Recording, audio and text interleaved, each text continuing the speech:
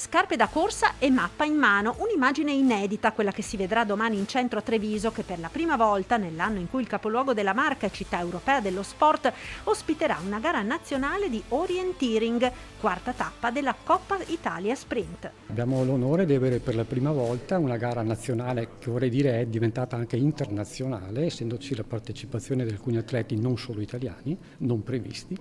È una gara di Coppa Italia della specialità sprint, che vuol dire corta distanza, quindi una gara breve. È la prima volta che c'è a Treviso questa tipologia di gara così rilevante. Treviso è stata scelta dalla Federazione Sport Orientamento perché con i suoi vicoli, stradine, portici si presta molto bene alla creazione di tracciati di alto livello, complessi ma anche veloci. Una gara di corsa a tutti gli effetti che vede la partecipazione di atleti della nazionale italiana, ma che abbina alle capacità sportive quelle mentali di saper leggere la mappa ed orientarsi nel percorso di gara. È una gara di corsa dove non c'è un tracciato prefissato, ma gli atleti devono andare a visitare, noi diciamo, quindi passare per dei punti di controllo, scegliendo tra un punto di controllo e l'altro la strada che ritengono più opportuna, leggendo una mappa specifica che viene data al momento della partenza stessa. Il percorso attraverserà il centro storico di Treviso. L'arrivo è previsto sulle mura nei pressi di Porta Caccianiga.